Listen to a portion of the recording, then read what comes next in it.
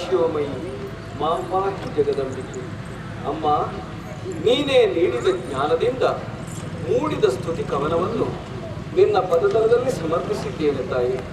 ಕ್ಷಣ ಹೊತ್ತಿನ ಮೊದಲು ನಮ್ಮ ಅಸ್ತಿತ್ವವನ್ನು ಅರಿಯಲಿ ನಾವು ಕರ್ತವಿಸುತ್ತಾ ಇದ್ದೆವು.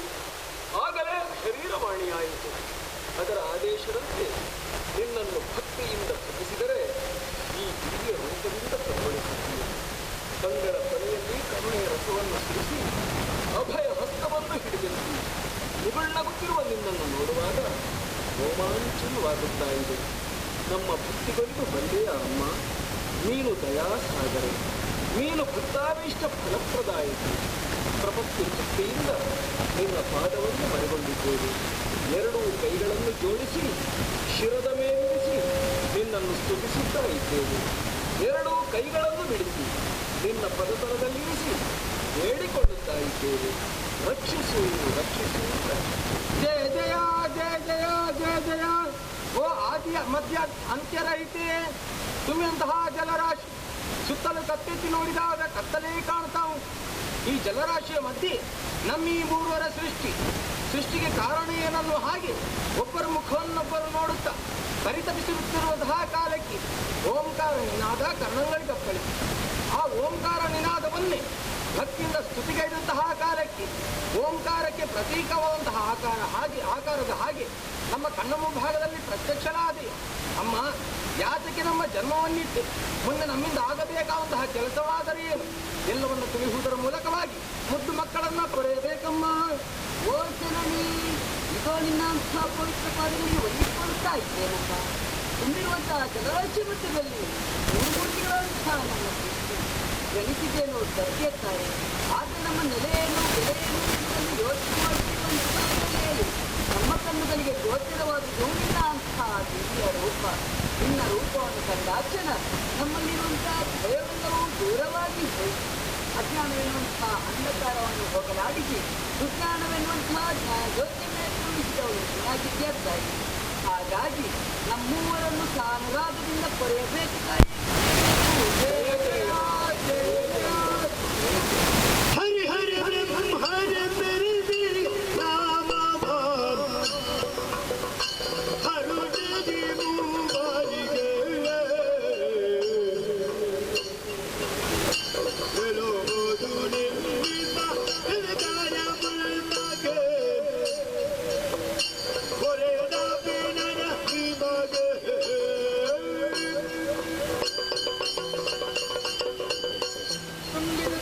ಜಲರಾಶಿಯ ಮಧ್ಯೆ ದಿಕ್ಕು ಕಾಣದೆ ಕಂಗೆಟ್ಟಿರುವ ಓ ನನ್ನ ಮಕ್ಕಳೇ, ಕೇಳಿರಿ, ಎದ್ದೇಳಿರಿ, ಧೈರ್ಯವನ್ನು ತಾಳಿರಿ. ಅಪ್ರಮೇಯಳು, ಸ್ವಪ್ರಕಾಶಳು, ಇಚ್ಛಾಶಕ್ತಿ ಸಂಯುಕ್ತವಾದಂತಹ ನಾನೇ ನಿಮ್ಮ ಜನನಿ. ಮಕ್ಕಳೇ, ಪ್ರಪಂಚದಲ್ಲಿ ನಿಮ್ಮನ್ನು ಮುಂದಕ್ಕೆ ಗುರುತಿಸಿಕೊಳ್ಳುವುದಕ್ಕಾಗಿ ಒಂದೊಂದು ಶುಭ ನಾಮವನ್ನು ಅನುಗ್ರಹಿಸುತ್ತೇನೆ. ರಕ್ತವರ್ಣದಿಂದ ಶೋಭಿಸುವಂತಹ ಮಗನೇ ನೀನೇ ಬ್ರಹ್ಮ, ನೀಲವರ್ಣದಿಂದ ಶೋಭಿಸುವಂತಹ ಕುಮಾರ ನೀನೇ ವಿಷ್ಣು, ತ್ರಿನೇತ್ರಧಾರಿಯಾಗಿ ಶೋಭಿಸುವಂತಹ ಮಗನೇ ನೀನೇ ಮಹೇಶ್ವರ. ಮಕ್ಕಳೇ, ನಿಮ್ಮಿಂದ ಮುಂದಕ್ಕೆ ಘನಕಾರ್ಯವಾಗಬೇಕಾಗಿದೆ. ಕಲ್ಪದಲ್ಲಿ ಸಕಲವು ಲಯ ಹೊಂದಿದೆ. ಅದನ್ನು ಪುನರಪಿ ರಚಿಸಿ ಪಾಲಿಸಲಗೊಳಿಸುವುದಕ್ಕಾಗಿ ನಿಮ್ಮ ಮೂವರ ಚಲನವಾಗಿದೆ. ಅಷ್ಟು ಮಾತ್ರವಲ್ಲದೆ ಮುಂದಕ್ಕೆ ಮಾಡುವುದಕ್ಕಾಗಿ ಉದ್ಯೋಗ, ಧರಿಸುವುದಕ್ಕೆ ಗುಣ, ಇರುವುದಕ್ಕೆ ಕ್ಷೇತ್ರವನ್ನು ಅನುಗ್ರಹಿಸುತ್ತೇನೆ. ಮಗನೇ ಬ್ರಹ್ಮ, ರಾಜಸನ್ನ ಬರೆಸಿದಂತಹ ನೀನು ಸತ್ಯಲೋಕದಲ್ಲಿಟ್ಟುಕೊಂಡು ಸತ್ಯ ಕಾರ್ಯದಲ್ಲಿ ತೊಡಗಬೇಕು ಕಂದ. ಮಗನೇ ವಿಷ್ಣು, ಸಾತ್ವಿಕ ಗುಣ ಬೆರೆಸಿದಂತಹ ನೀನು ವೈಕುಂಠದಲ್ಲಿಟ್ಟುಕೊಂಡು ಪಾಲನಾ ಕಾರ್ಯದಲ್ಲಿ ತೊಡಗಬೇಕು ಕಂದ. ಮಗನೇ ಮಹೇಶ್ವರ, ತಾಮಸ ಗುಣ ಬೆರೆಸಿದಂತಹ ನೀನು ಲಯದ ಕಾರ್ಯ ಮಾಡುತ್ತಾ ಕೈಲಾಸದಲ್ಲಿರಬೇಕು ಮಗನೇ.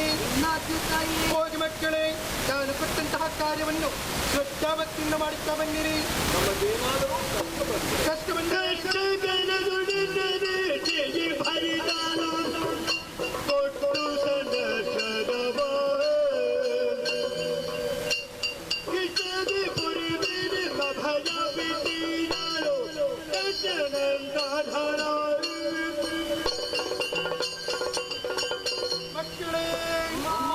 ಮುಂದಕ್ಕೆ ನಿಮ್ಮ ಉದ್ಯೋಗವನ್ನು ಮಾಡುತ್ತಿರುವಂತಹ ಸಂದರ್ಭದಲ್ಲಿ ನಿಮ್ಮ ಪಾಲಿಗೆ ಕಷ್ಟ ಬಂದಿತು ಎಂದಾದರೆ ನನ್ನನ್ನೇ ಪ್ರಾರ್ಥಿಸಿಕೊಳ್ಳಿ. ಪ್ರತ್ಯಕ್ಷವಾಗಿ ಅಥವಾ ಪರೋಕ್ಷವಾಗಿ ಬಂದು ನಿಮ್ಮೆಲ್ಲರ ಕಷ್ಟವನ್ನು ದೂರೀಕರಿಸುತ್ತೇನೆ. ಆಕರ್ಷಣಾಗುತ್ತೇನೆ, ಆಕರ್ಷಣಾಗುತ್ತೇನೆ, ಆಕರ್ಷಣಾಗುತ್ತೇನೆ.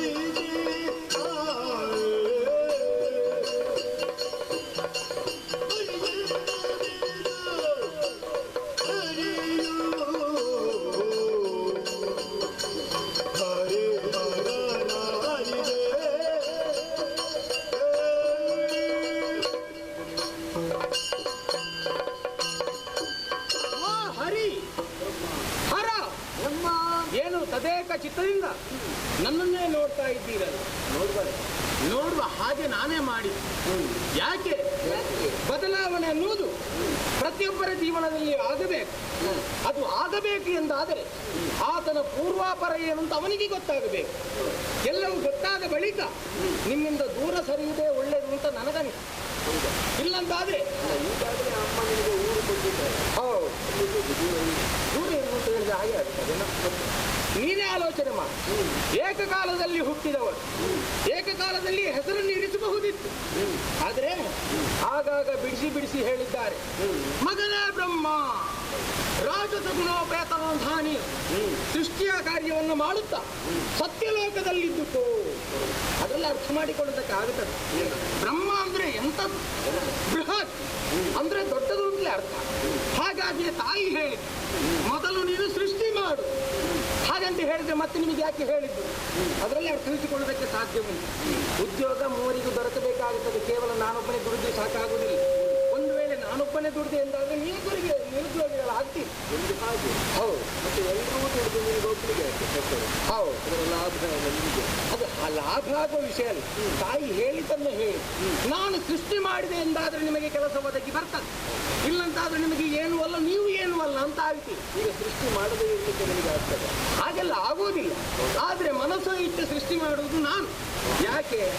ನನಗೆ ಬೇಕಾದ ಹಾಗ ನನಗೆ ಹೇಗೆ ವ್ಯವಸ್ಥೆ ಒದಗಿ ಬರ್ತದೆ ಅದೇ ರೀತಿಯಾಗಿ ನಾನು ಸೃಷ್ಟಿಯನ್ನು ಮಾಡ್ತೇನೆ. ನನಗೇನು ಕೆಲಸ ಉಂಟು ನೀನು ಸೃಷ್ಟಿ ಮಾಡದಿದ್ರೆ? ಯಾಕೆ? ನಿಮ್ಮಿಬ್ಬರನ್ನು ಪಾಲಿಸ್ತಾ ಇರ್ತೇನೆ. ನನಗೆ ಪಾಲನೆ ಕೆಲಸ. ನೀನು ಪಾಲಿಸು ಅಂತ ಹೇಳಿದ್ರೆ ಹಾಗಾಗುವುದಿಲ್ಲ. ನಾನು ಸೃಷ್ಟಿ ಮಾಡಿದ್ದನ್ನೇ ನೀನು ಪಾಲಿಸಬೇಕಾಗುತ್ತೆ. ಮರವನ್ನೇ ಪಾಲಿಸುವವನಿಗೆ ಬೀಜವನ್ನು ಪಾಲಿಸಬೇಕಾಗುವುದಿಲ್ಲ. ಹೌದು, ನಿನ್ನ ಸೃಷ್ಟಿಯನ್ನು ಪಾಲಿಸುವವನಿಗೆ ನಿನ್ನನ್ನು ಪಾಲಿಸಬೇಕು. ಆ ಬೀಜ ಎಲ್ಲಿಂದ ಮೊಳಕೆ ಹೊಡೆಯುವುದು ಅಂತ ಕೇಳಿದ್ರೆ ನಾನಿಲ್ಲ ಇದ್ದೇನೆ. ಇದುವರೆಗೆ ಹಾಗೆಲ್ಲ ನೀನು ತಾಯಿಗೆ ವಿರುದ್ಧವಾಗಿ ವರ್ತಿಸಿದ ಹಾಗೆ ಆಗುತ್ತಲ್ಲ. ನೀನು ಸೃಷ್ಟಿ ಮಾಡದಿದ್ದರೆ ನೀನು ಸೃಷ್ಟಿ ಮಾಡದಿದ್ರೆ ನೀನು ತಾಯಿಗೆ ವಿರುದ್ಧವಾಗಿ ವರ್ತಿಸಿದ ಹಾಗೆ. ಹೌದು, ತಿಂಗಳು ತುಂಬಿದ ಮೇಲೆ ಹೆಂಗಸು ಹೆರಲೇಬೇಕು. ಅದನ್ನೇ ಹೇಳಿದ್ದು ನಾನು. ಮಾಡಲೇಬೇಕು. ಮಾಡದಿರುವುದಕ್ಕೆ ಸಾಧ್ಯವಿಲ್ಲ. ನಾನು ಸೃಷ್ಟಿಯನ್ನು ಮಾಡ್ತೇನೆ. ಆದರೆ ಯಾವಾಗ ಹೇಗೆ ಮಾಡ್ತೇನೆ ಅನ್ನೋದು ನನ್ನ ನಿರ್ಧಾರಕ್ಕೆ ಬಿಟ್ಟದ್ದು. ನಾನು ಸೃಷ್ಟಿ ಮಾಡುವಂತಹ ಯಾವ ಜೀವರಾಶಿ ಉಂಟು ಸ್ವಲ್ಪ ಆರಂಭ ಆಗುವಾಗ ಮಾಡ್ತೀಯಲ್ಲ. ಅದು ಮಾಡ್ತೇನೆ. ಅದು ನನಗೆ ಬಿಟ್ಟದಲ್ವೇನು. ಆದ್ರೆ ನಾನು ಮಾಡುವಂತಹ ಸೃಷ್ಟಿಯಿಂದ ಪಾಲನೆಯನ್ನು ನೀನು ಮಾಡಬೇಕು. ಹೌದಾ?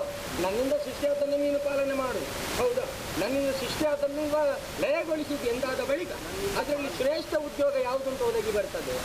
ಸೃಷ್ಟಿಯ ಕೆಲಸವೇ ಶ್ರೇಷ್ಠವೆಂದೆನಿಸಿಕೊಳ್ತದೆ. ಹಾಗಾಗಿ ತಾಯಿ ಹೇಳಿದ ಹಾಗೆ ಪ್ರತಿಯೊಂದು ವಿಚಾರದಲ್ಲಿಯೂ ನನ್ನ ಹೆಸರೇ ಮೊದಲು ಅಂತಾದ್ರೆ ನಾನು ದೊಡ್ಡವ, ನನ್ನನ್ನು ಒಪ್ಪಿಕೊಂಡು ಅಪ್ಪಿಕೊಂಡು ನೀವು ನಡೆಯತಕ್ಕದ್ದು.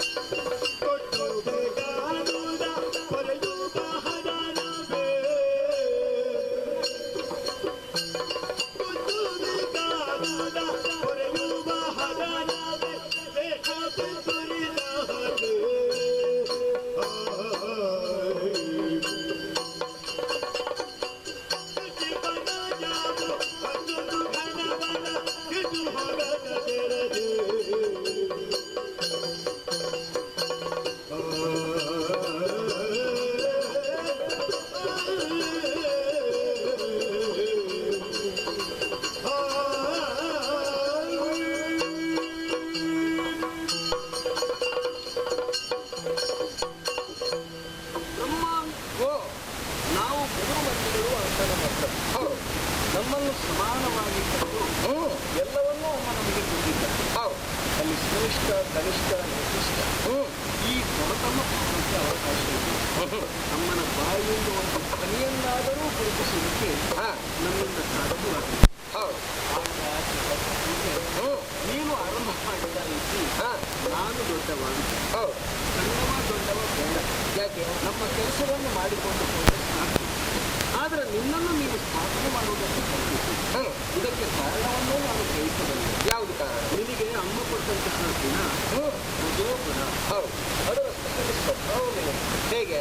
ದಂಭ, ದರ್ಪ, ದುರ್ಭಿಮಾನ. ಆದ್ದರಿಂದ ನಿನ್ನನ್ನು ತೋರಿಸಿಕೊಳ್ಳುವುದಕ್ಕೆ ನೀನು ಮುಂದಾಗಿ. ಬ್ರಹ್ಮ ಎಂಬ ಶಬ್ದಕ್ಕೆ ದೊಡ್ಡದು ಅಂತ ಅರ್ಥ ಗೊತ್ತಿಲ್ಲ. ವಿಷ್ಣು ಎಂಬ ಶಬ್ದಕ್ಕೆ ಏನು ಅರ್ಥ? ಏನು? ವ್ಯಾಪ್ತ ಅಂತ ಅರ್ಥ. ಓಹೋ, ನೀನು ಏನನ್ನು ದೊಡ್ಡದು ದೊಡ್ಡದು ಅಂತ ಆಡಿಕೊಳ್ಳುತ್ತೀಯೋ ಅದರ ಒಳಗೆ ಹೊರಗೆ ನಾನು ವ್ಯಾಪ್ತನಾಗಿದ್ದೇನೆ. ಅದಕ್ಕೆ ನಿದರ್ಶನವನ್ನು ನಾನು ನಿಮಗೆ ಇಲ್ಲೇ ತೋರುತ್ತೇನೆ. ಹೇಗೆ? ಆಕಾಶದ ಬಣ್ಣ ನೋಡು, ನೀಲ. ಸಮುದ್ರದ ಬಣ್ಣ ನೋಡು, ನೀಲ. ನನ್ನ ಮೈಬಣ್ಣ ನೋಡು, ನೀಲ. ಏನಿದೆ ಅರ್ಥ? ಆಕಾಶದ ಅನಂತ ವ್ಯಾಪ್ತಿಯಲ್ಲಿ ಸಮುದ್ರದ ಆಳ ಹರಕುಗಳಲ್ಲಿ ನಾನು ವ್ಯಾಪ್ತನಾಗಿದ್ದೇನೆ ಎಂಬುದೇ ಅದರ ಅರ್ಥ. ಆದ್ದರಿಂದ ನನ್ನನ್ನು ನೀನು ತಿಳ್ಕೊಳ್ಳಬೇಕು. ಕೇವಲ ನಿನ್ನನ್ನು ತಿಳ್ಕೊಂಡ್ರೆ ಸಾಲದು. ಆದರೆ ನಿನ್ನ ರಜೋಗುಣದ ಪ್ರಭಾವದಿಂದ ಸೃಷ್ಟಿಯೇ ಶ್ರೇಷ್ಠ ಎಂಬ ಅಭಿಪ್ರಾಯಕ್ಕೆ ನೀನು ಬಂದಿದ್ದು. ಸೃಷ್ಟಿಯ ಶ್ರೇಷ್ಠ ಅಂತ ಹೇಳಿದ್ದು ಯಾಕೆ ಗೊತ್ತು? ಅಮ್ಮ ಹೇಳಿದ್ದಾರೆ, ಸೃಷ್ಟಿಯ ಕಾರ್ಯವನ್ನು ಮಾಡಿ. ನನ್ನಿಂದ ಸೃಷ್ಟಿಯಾದದಕ್ಕೆ ಬ್ರಹ್ಮಾಂಡ ಅಂತ ಹೆಸರು ಬರೋದು. ಇಲ್ಲಂತಾದ್ರೆ ಹರಿಯಂಡ ಅಂತ ಬರ್ತದ, ಹರಾಂಡ ಬರ್ತದ? ಇಲ್ಲ, ಬರೋದು ಬ್ರಹ್ಮಾಂಡ ಅಂತಲೇ. ವಾದವೇನೋ ಚೆನ್ನಾಗಿ.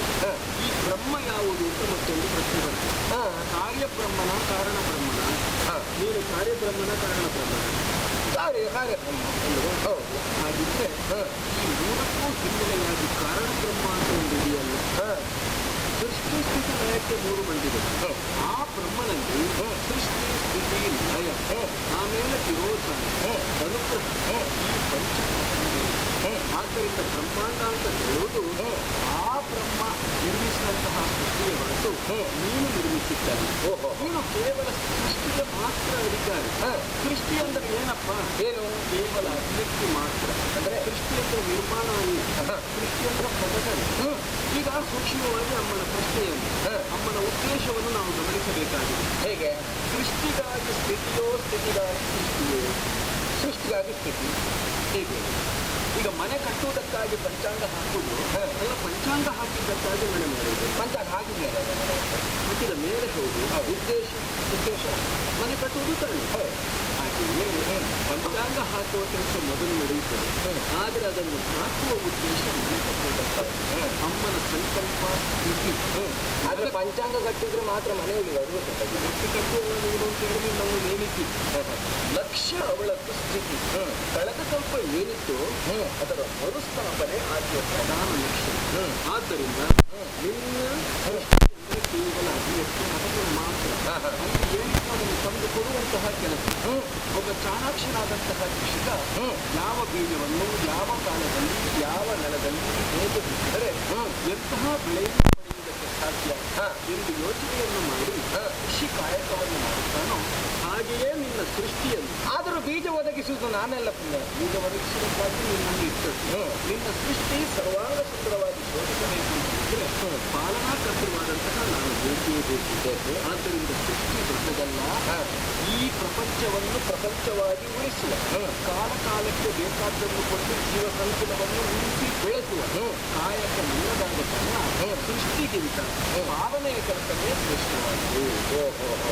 ಅದಕ್ಕೆ ಅವನೇನೆ ಹೇಳ್ತಾರೆ,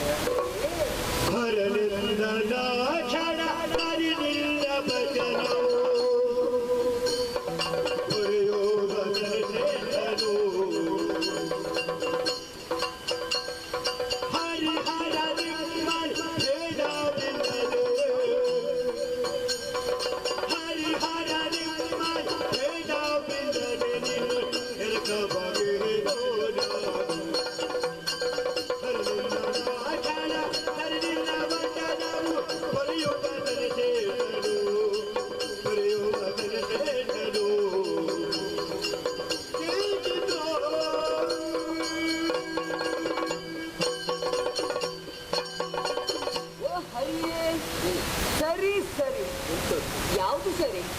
ಒಂದರ್ಥದಲ್ಲಿ ನೀನು ಹೇಳಿದಂತಹ ಮಾತು ಸರಿ, ಇನ್ನೊಂದರ್ಥದಲ್ಲಿ ನೀವ ಬ್ರಹ್ಮ, ನೀನು ವಾದದಿಂದ ಹಿಂದಕ್ಕೆ. ನಿನ್ನ ಅಗತ್ಯವೇ ಇಲ್ಲ. ಬಹಳ ಜಾಣ ಶಬ್ದಗಳನ್ನು ಚೆನ್ನಾಗಿ ದುಡಿಸ್ತಾ ಇದ್ದಾರೆ. ಹೌದು, ಮೊದಲು ಹೇಳುವಾಗ ನಾನು ನನ್ನ ಕಡೆಗೆ ಬರ್ತೇನೆ ಅಂತ ಆಲೋಚನೆ ಮಾಡಿದ್ದೆ. ಸರಿ ಸರಿ ಅಂತ ಹೇಳಿದ್ರೆ ನಿನ್ನ ಕಡೆಗೆ ಇದ್ದಾರಂತ ಈಗ ಹೋಗ್ತಾ ಇದ್ದೆ.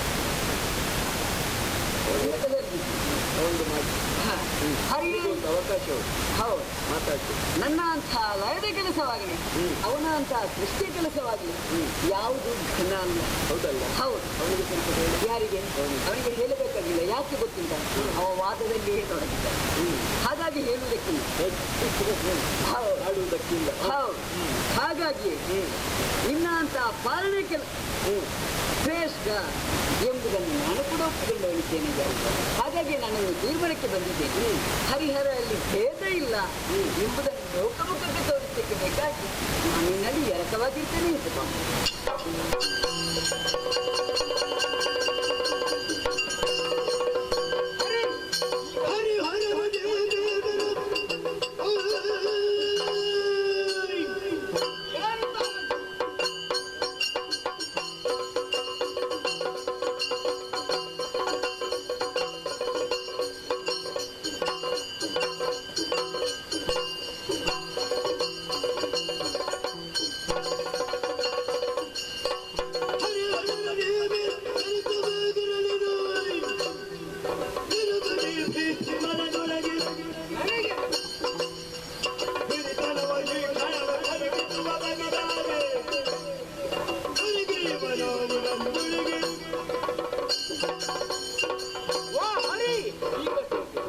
ನಿನ್ನನ್ನು ನೋಡಿದಾಗಲೇ ಗೊತ್ತಾಗುತ್ತೆ. ನಿನಗೂ ಜಾಗ ಉಂಟು ಬೇಕಿದ್ರೆ. ನೀನು ಜಾಗ ಕೊಟ್ಟದಕ್ಕೆ ಹೋಗ್ಲಿಕ್ಕೆ ನಾನಲ್ಲ ಜನ. ಯಾರು ಏನಂತ ಆಲೋಚನೆ ಮಾಡಿದ್ದೀಯ? ಕೇವಲ ಮಾತಿನ ಮೂಲಕವಾಗಿ ಅವನನ್ನು ಮೋಡಿಗೊಳಿಸಿ ನಿನ್ನ ಒಳ ನನಗೆ ಸೇರಿಸಿಕೊಳ್ಳಬಹುದು ಅಂತ ಆಲೋಚನೆ ಮಾಡಿ ನಾನು ನೋಡ್ತಾ ಇದ್ದ ಹಾಗೆ ಆ ಕೆಲಸವನ್ನು ಮಾಡಿಬಿಟ್ಟೆ. ನೀನು ಮುಳುಗುವ ದೋಣಿ ಅಂತ ಗೊತ್ತಾಗಿದೆ, ನಿನ್ನ ಹತ್ರ ಕೇಳಿದ್ರೆ ಆಗ್ಲಿಕ್ಕಿಲ್ಲ. ಹೌದು, ಅವ ಮುಳುಗಬಹುದು, ಆದ್ರೆ ನಾನು ಅಷ್ಟು ಸುಲಭದಲ್ಲಿ ಒಪ್ಪಿಕೊಳ್ಳುವವನಲ್ಲ. ವಾದದಲ್ಲಿ ಆಗದಿದ್ರೆ ಅಷ್ಟೇ ಹೋಯ್ತು, ಆದ್ರೆ ನನ್ನಿಂದ ಆಗುದನ್ನು ನಾನು ಮಾಡ್ತೇನೆ. ವಾದದಲ್ಲಿ ನಾವು ಉದ್ದಕ್ಕೆ ವಾದ ಮಾಡಿದ್ರೆ ವಾದದಲ್ಲೇ ತೊಡಗಿ ಹೋಗುತ್ತೇವೆ. ಹಾಗಾಗಿ ದಂಡದಲ್ಲಿ ಏನೆಲ್ಲ ಸಾಧಿಸುವುದಕ್ಕಾಗುತ್ತದೋ ಅದನ್ನು ಸಾಧಿಸುವಂತಹ ಚಾಣಕ್ಯತನ ನನ್ನಲ್ಲಿ ಉಂಟು ಅಂತ ಈಗ ಪ್ರಕಟ ಆಗಬೇಕು. ಹಾಗಾಗಿ ನಿನಗೆ 2 ಹೊಡೆದಾದ್ರೂ ಕೂಡ ನಾನು ದೊಡ್ಡವ ಅಂತ ಗೊತ್ತು ಮಾಡ್ತೇನೆ. ಬಾಬಾ ಕೈ ಮೇಲೆ ಮಾಡ್ತೀಯ.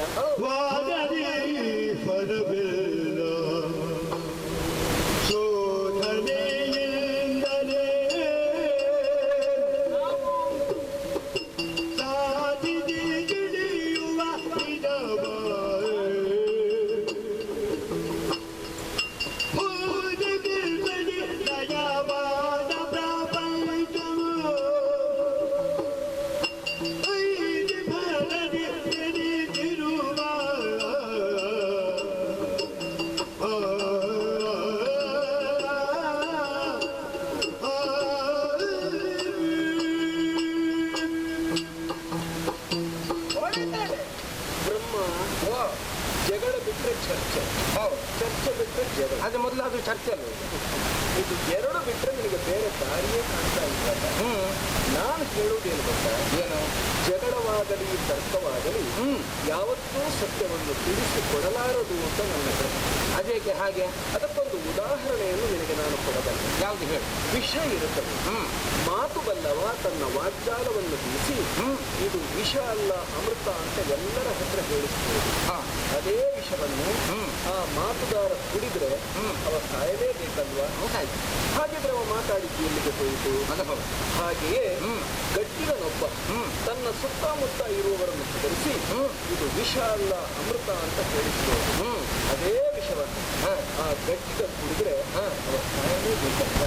ಕುಡಿದು ಸಾಯಿತು. ಹಾಗಿದ್ರೆ ಅವ ಜಗಳ ಮಾಡಿದ್ದು ಎಲ್ಲಿಗೆ ಹೋಯಿತು? ಹೌದಲ್ಲ? ಅದಕ್ಕೆ ನಾನು ಕೇಳಿ, ಜಗಳವಾಗಲಿ ಚರ್ಚೆಯಾಗಲಿ ಯಾವತ್ತೂ ಸತ್ಯವನ್ನು ನಿಷ್ಕರ್ಷೆ ಮಾಡಲಾರದು. ಯಾವುದು ಆಗುವುದಕ್ಕಿಂತ ಮೊದಲು ಹೇಳುವುದಕ್ಕಾಗುವುದಿಲ್ಲ, ಆಗಿದ ಪರಿಣಾಮ ಮತ್ತೆ ಬರುವುದು. ಪರಿಣಾಮ 0 ಅಂದ್ರೆ ನಾನೀಗಲೇ ಉದಾಹರಣೆ ಕೊಟ್ಟೆ ಅಲ್ಲ. ಆದ್ದರಿಂದ ಇವೆರಡನ್ನೂ ಬಿಟ್ಟು 3ನೇದಾದ ಒಂದು ದಾರಿಯನ್ನು ನಾವು ಕಂಡುಕೊಳ್ಳಬೇಕಾಗಿದೆ. ಅದು 3ನೆಯ ದಾರಿ ಯಾವುದು ಅಂತ ಗೊತ್ತಾಗಿದೆ. ಈ ಸಂಘರ್ಷದ, ಈ ಮನಕಷಾಯದ, ಈ ವಿಷಯ ಉಗಮ ಎಲ್ಲಿ ಅಂತ ನಾವು ಅನ್ವೇಷಣೆಯನ್ನು ಮಾಡಬೇಕಾಗಿದೆ. ನನಗನಿಸಿದ್ದು ಹೇಗೆ ಇಲ್ಲಿ ಪರಸ್ಪರ ಅರ್ಥೈಸುವಿಕೆಯ ಕೊರತೆ ಇದೆ ಅಂತ. ಅಂದ್ರೆ ಕಳೆದ ಕಲ್ಪದ್ದು ನೆನಪು ಮಾಡುದು. ಒಂದು ಮನೆಯಲ್ಲಿ ಗಂಡ ಹೆಂಡತಿ ಸರಿಯಾಗಿ ಅರ್ಥ ಮಾಡಿಕೊಳ್ಳಬೇಕಾದ್ರೆ ಆ ಮನೆಯಲ್ಲಿ ನಿತ್ಯ ಜಗಳವೋ ಜಗಳ, ಮನೆ ಹಾಳಾಗಿ ಹೋಗುತ್ತದೆ, ಮತ್ತೇನು ಪ್ರಯೋಜನ? ಮದುವೆಯಾದ ಮೊದಲ ವರ್ಷ ಎಲ್ಲ ಗಂಡ ಮಾತಾಡೋದು, ಹೆಂಡತಿ ಕೇಳೋದು. 2ನೇ ವರ್ಷ ಎಲ್ಲ ಹೆಂಡತಿ ಮಾತಾಡೋದು, ಗಂಡ ಕೇಳೋದು. 3ನೇ ವರ್ಷ ಇಬ್ರು ಮಾತಾಡೋದು, 3ನವರು ಕೇಳೋದು. ಅದಕ್ಕೆ ಉಪಾಯ ಉಂಟಲ್ಲ, ಇಬ್ರು ಮಾತನಾಡೋದಿದ್ರೆ ಆಯ್ತಲ್ಲ. ಆಗೋದಿಲ್ವಲ್ಲ, ಮುಂದೆ ಹೋಗಬೇಕಲ್ಲ ಸಂಸಾರ. ಹಾಗೆ ನಮ್ಮ ಕೆಲಸಗಳು ಮುಂದೆ ಹೋಗಬೇಕು. ಇಲ್ಲಿ ನಿನ್ನನ್ನು ನಾನು, ನನ್ನನ್ನು ನೀನು ಸರಿಯಾಗಿ ಅರ್ಥ ಮಾಡಿಕೊಳ್ಳುವ ಪ್ರಯತ್ನ ನಡೆಸಿದ್ರೆ ಯಾವುದೇ ಮನ ಕಷಾಯಕ್ಕೆ ಅವಕಾಶ ಇಲ್ಲ. ಅಲ್ಲ, ನೀನು ಯಾವುದಕ್ಕೂ ಬಗ್ಗುದಿಲ್ಲ ಅಂತ ಗೊತ್ತಾಗಿ ಅಲ್ವ ದಂಡಕ್ಕೆ ತೊಡಗಿದ್ದೀಗ.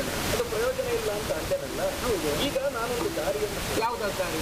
ಕಳೆದ ಕಲ್ಪದಲ್ಲಿ ಏನಿತ್ತು ಅವನ್ನೆಲ್ಲ ನಮ್ಮ ಅಮ್ಮ 3 ಮಂದಿಗಳಿಗೆ ಸಮಾನವಾಗಿ ಹಂಚಿಕೊಂಡು ಎಲ್ಲರ ಉದರದಲ್ಲಿ ಉಂಟು ಗೊತ್ತಾಗಿಲ್ವಾ? ಯಾರಲ್ಲಿ ಎಷ್ಟು ಏನು ಅಂತ ಈಗ ನೋಡ್ತಿರುವುದು. ನಿಶ್ಚಿತ ನೀನು ಎಲ್ಲರ ಹಾಗೆ ಸೃಷ್ಟಿಸುವ ಕೆಲಸದಿಂದ ನೀನು ದೊಡ್ಡವ ಅಂತ ಹೇಳುವುದು ಅಲ್ವಾ?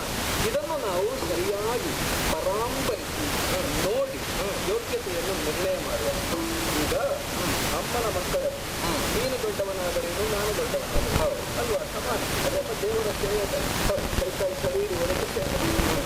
ಆದ್ದರಿಂದ ನಿನ್ನ ಹೊಟ್ಟೆಯೊಳಗೆ ನಾನು ಬರುವುದು, ನನ್ನ ಹೊಟ್ಟೆಯೊಳಗೆ ನೀನು ಬರುವುದು, ಅಲ್ಲಿ ಏನು ನೋಡುವುದು ಯೋಗ್ಯತೆ ಇದೆ.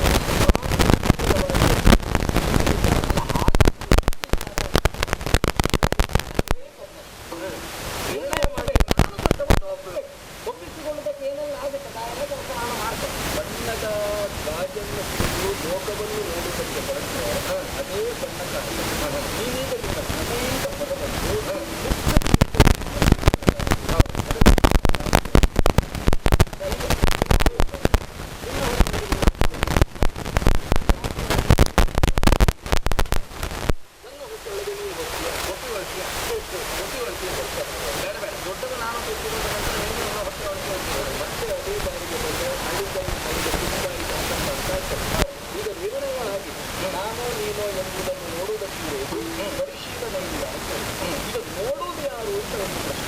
ನೀನೇ ನೋಡ್ಬೇಕು ಇದೆಲ್ಲ ಹೀಗೆ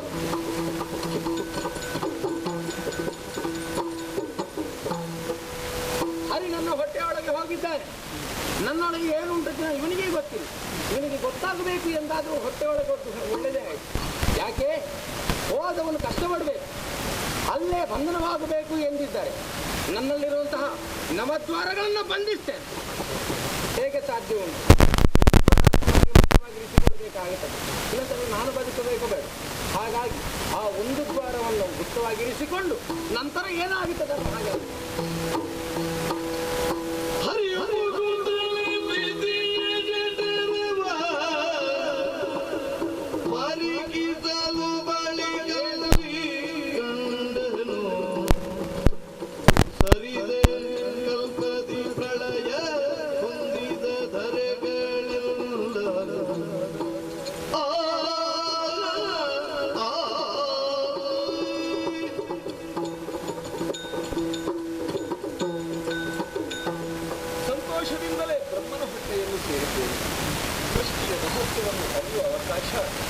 ತಾನಾಗಿ ಪ್ರಾಪ್ತವಾಗಿದೆ. ಆದ್ದರಿಂದಲೇ ಎಲ್ಲವನ್ನೂ ಕೂಲಂಕಷವಾಗಿ ನೋಡುತ್ತಾ ಇದ್ದೀನಿ. ಸೃಷ್ಟಿ ಅಂದರೆ ಹೀಗೂ ಇದೆಯಲ್ಲ, ಕ್ಷಣ ಕ್ಷಣಕ್ಕೆ ಹೊಸತನ್ನು ಪ್ರಕಟಪಡಿಸುವ ಈ ಸೃಷ್ಟಿ ಯಾವತ್ತೂ ತನ್ನ ಪೂರ್ಣ ಅಸ್ತಿತ್ವವನ್ನು ಬಿಟ್ಟುಕೊಡುವುದೇ ಇಲ್ಲ. ನನ್ನ ಕುತೂಹಲ ಇರುವುದು ಜೀವಜಾಲಗಳ ದೇಹವನ್ನು ಈ ಬ್ರಹ್ಮ ಹೇಗೆ ಸೃಷ್ಟಿ ಮಾಡುತ್ತಾನೆ ಎಂಬುದರಿಂದ. ಪಂಚಭೂತಗಳ ಸಂಯೋಜನೆಯಿಂದ ಈ ಕೆಲಸ ನಡೆಯುತ್ತದೆ. ಶಬ್ದಾತ್ಮಕವಾದಂತಹ ಆಕಾಶ, ಗಂಧಾತ್ಮಕವಾದಂತಹ ಪೃಥ್ವಿ, ಸ್ಪರ್ಶಾತ್ಮಕವಾದಂತಹ ಗಾಳಿ, ರೂಪಾತ್ಮಕವಾದಂತಹ ಅಗ್ನಿ. ಈ ಪಂಚಭೂತಗಳ ಸಂಯೋಜನೆಯಿಂದ ಜೀವಿಗಳ ದೇಹ ನಿರ್ಮಾಣ ಆಗುತ್ತದೆ. ಮಣ್ಣಿನ ಅಂಶ ಅಧಿಕವಾದರೆ ಭೂಮಿಯಲ್ಲಿ ವಾಸಿಸತಕ್ಕಂತಹ ಭೌತ ದೇಹಗಳ ತೇಜಸ್ಸಿನ ಅಂಶ ಅಧಿಕವಾದರೆ ದಿವ್ಯ ತೈಜಸ ದೇಹಧಾರಿಗಳಾದಂತಹ ದೇವತೆಗಳ ಚೆನ್ನಾಗಿ. ಈಗ ನಾನು ಹೆಚ್ಚೋ ಇವನು ಹೆಚ್ಚೋ ಎಂಬ ಪೌರಾಣಿಕ ಪರೀಕ್ಷೆಯನ್ನು ತಿಳಿಯಬೇಕಲ್ಲ. ನೋಡ್ತಾ ಇದ್ದೇನೆ, ಬೀಜ ರೂಪದಲ್ಲಿ ಎಲ್ಲವೂ ಇದೆ. ಒಂದು ಚಿಂತನೆ ಇಲ್ಲ. ಗಂಡಿನಲ್ಲಿ ಚಿಂತನೆ ಇರುತ್ತದೆ, ಹೆಣ್ಣಿನಲ್ಲಿ ಆತ್ಮ ಇರುತ್ತದೆ. ಶುಕ್ರ ಆರ್ತವಗಳ ಸಂಯೋಗದಿಂದ ಹೊಸದೊಂದು ಜೀವರಾಶಿಯ ಉದಯವಾಗುತ್ತದೆ. ಹೆಣ್ಣಿನ ಜೀವ ಬಿಂದುವಿನೊಳಗೆ ಶುಕ್ರಕಣ ಸೇರಿದರೆ ಸಾಲದು, ಅದು ವಿಕಾಸಗೊಳ್ಳಬೇಕಂತಂದ್ರೆ ಅಲ್ಲೊಂದು ಚೈತನ್ಯಾಂಶ ಇರಲೇಬೇಕಂದ್ರೆ ಅದು ಯಾರು ಅಂತ ನೋಡಿದರೆ ನಾನೇ ಆಗಿದ್ದೆ. ಸ್ಥಿತಿ ಅಂದರೆ ಇರುವಿಕೆ ಅಂತ, ವಿಷ್ಣು ಅಂದರೆ ವ್ಯಾಪ್ತ ಅಂತ ಅರ್ಥ. ಹಾಗಿದ್ರೆ ಇವನಿಗಿಂತ ಹೆಚ್ಚಿನ ಯೋಗ್ಯತೆ ನನ್ನಲ್ಲಿದೆ ಅಂತ ಆಯ್ತಲ್ಲ. ಇದನ್ನಾದರೂ ಮೇಲ್ ಬಾಗಿಲುಗಳನ್ನು ದಾರಿ ಹುಡುಕುತ್ತಾ ಅಂದರೆ ಅಲ್ಲೊಂದು ಬೆಳಕು ತೋರುತ್ತಾ ಇದೆ. ಹೊರ ಪ್ರಪಂಚದ ಸಂಬಂಧ ಅಲ್ಲೇ ಎಂಬುದು ಪುಸ್ತಕ. ಆ ಬೆಳಕನ್ನು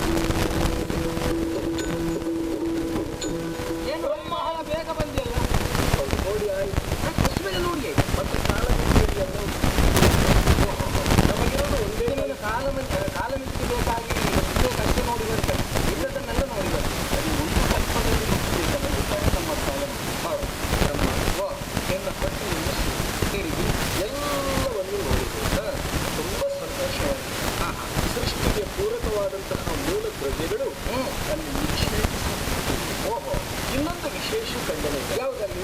ಎಲ್ಲಿ ನೋಡಿದರಲ್ಲಿ ಬೆಳಕು ಬೆಳಕು ಬೆಳಕು.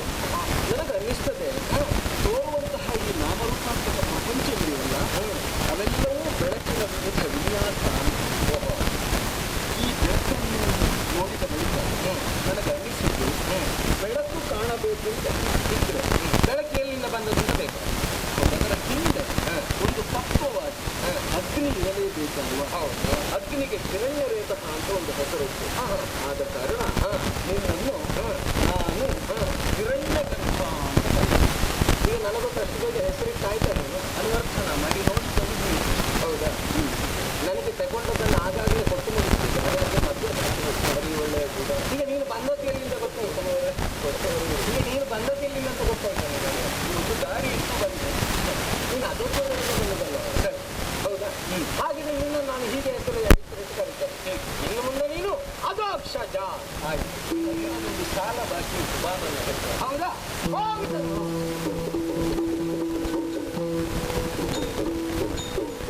ಕೈಕಾಲ ಹೊಡ್ಕೊಳ್ತಾ ಹೋಗ್ತಾನೆ ಇದ್ದಾನೆ. ಅಷ್ಟಾದರೂ ತೊಂದರೆ ಕೊಡೋಣ. ಕೆಲವರ ಅಭ್ಯಾಸ ಇಲ್ಲ, ತಾವಂತೂ ನೆಮ್ಮದಿಯಲ್ಲಿ ಇರುವುದಿಲ್ಲ, ಇನ್ನೊಬ್ಬರಿಗೂ ಅದು ಸಿಗಕೂಡದಿಲ್ಲ. ಸತ್ಯ ತಿಳಿದು ತೊಳೆದಿಲ್ಲ. ಇವನಿಗೆ ಸರಿಯಾದ ಪಾಠ ಕಲಿಸಬೇಕು. ಇವನನ್ನು ಹೊಟ್ಟೆಯೊಳಗೆ ಹಿಡಿದಿಟ್ಟುಕೊಳ್ಳಬೇಕು. ಇದು ಪ್ರತೀಕಾರ ಅಲ್ಲ. ಪ್ರತೀಕಾರ ಸಾತ್ವಿಕತೆಗೆ ಶೋಧಿಸುವುದಿಲ್ಲ.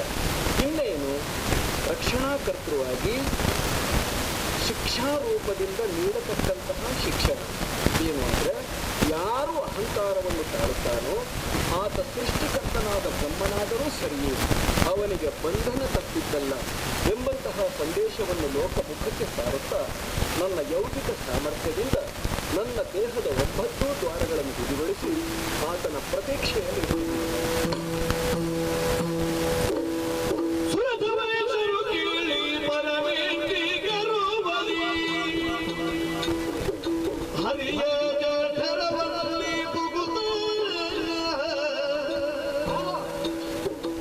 ಪರಿಕಿಸಿ ಕಂಡನು ಸರಿದ ಕಲ್ಪಗಳ ಮರೆಗೊಂಡ ಧರಣಿಯಲ್ಲವ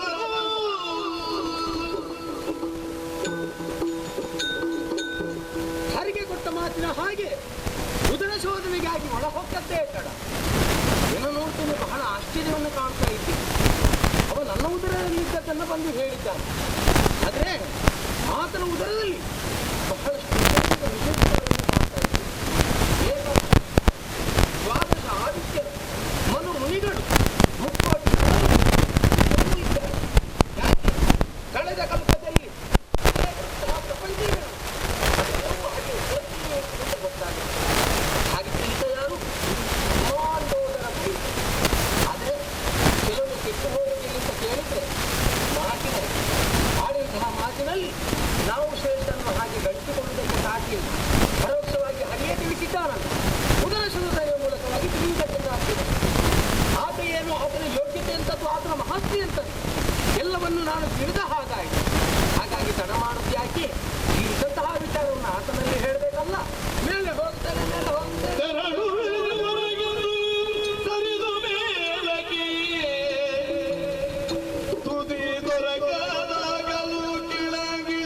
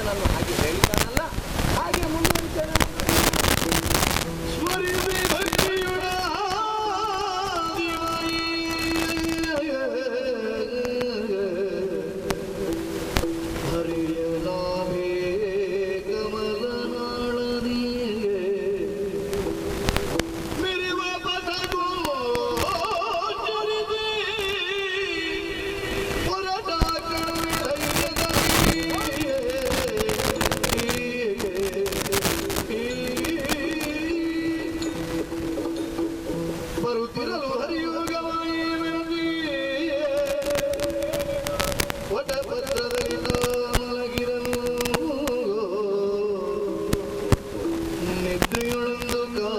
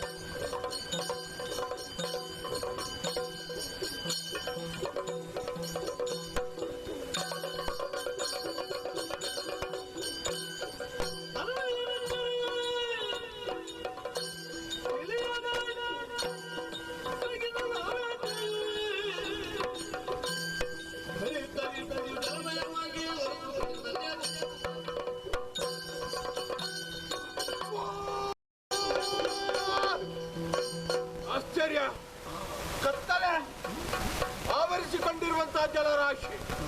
ಈ ಮಧ್ಯೆ ನಾನು ಓರ್ವ ಇದ್ದೇನೆ. ಎಲ್ಲಿಂದ ಬಂದದ್ದು? ಯಾಕೆ ಬಂದದ್ದು?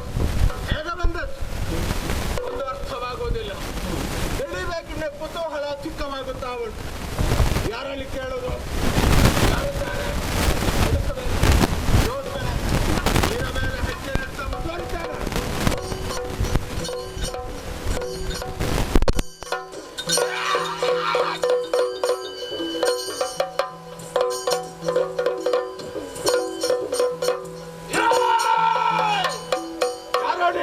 ನಿನ್ನಪ್ಪ ಯಾರು? ನಿನ್ನಪ್ಪ ಯಾರು? ನಿನ್ನ ಅಮ್ಮ? ನಿನಗಮ್ಮ ಇದ್ದಾರ?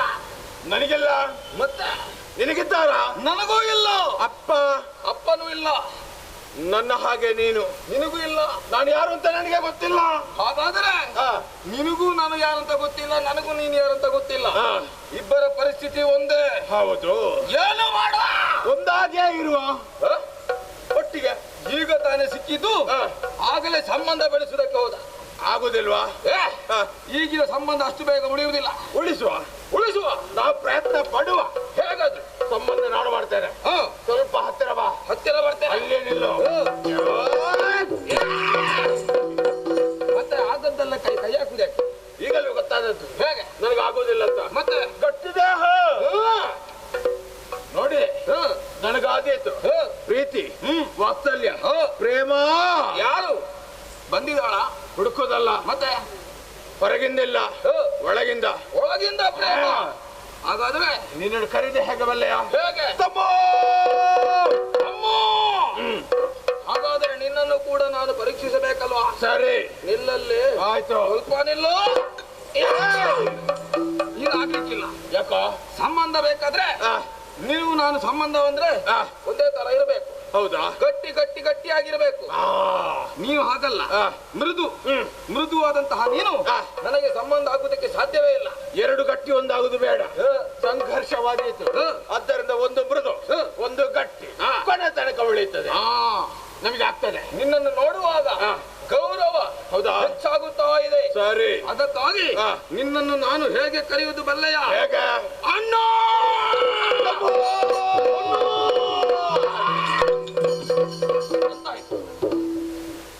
ಈಗ ಪ್ರಾರಂಭ ಆದ. ಸಂಬಂಧ ಗಟ್ಟಿ ಆಯ್ತು. ಸಂಬಂಧ ಗಟ್ಟಿ ಆಯ್ತು. ನಿಲ್ಲುವುದಕ್ಕಾಗೋದಿಲ್ಲ. ಯಾಕೆ? ಕಾರಣ ಉಂಟು. ಕಂಠದಿಂದ ಕೆಳಗೆ, ಸೊಂಟದಿಂದ ಮೇಲೆ. ಅದೇ ಅದೇ ಅಲ್ಲೇ ಏನೋ ಒಂಥರ. ಏನಂತ ಗೊತ್ತಾಗುದಿಲ್ಲ. ಏನು? ಚೂರು ಚೂರು ಚೂರು ಚೂರು ಚೂರು ಚೂರು ಚೂರು. ನಿನಗೆ ಚೂರು ಚೂರು, ನನಗಾಗಲ್ಲ. ಮತ್ತೆ ತುಳುಕ್ ತುಳುಕ್ ತುಳುಕ್ ತುಳುಕ್ ತುಳುಕ್. ಏನದು? ಹಸಿವೆ. ಏನು ಮಾಡುದು ಅದಕ್ಕೆ? ಜನ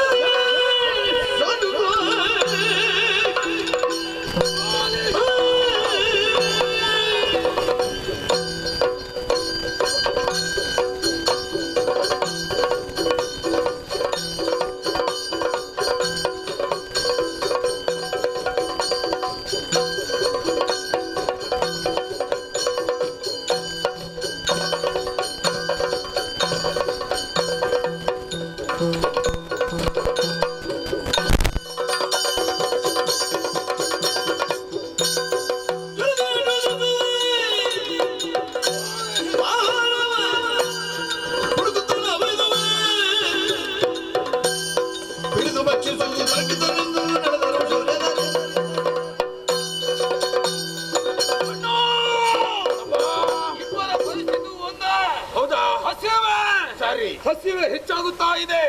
ಹಸಿವೆಯನ್ನು ನೀಗಿಸಬೇಕಾದ್ರೆ ಜೇನು ಮಾಡುವ.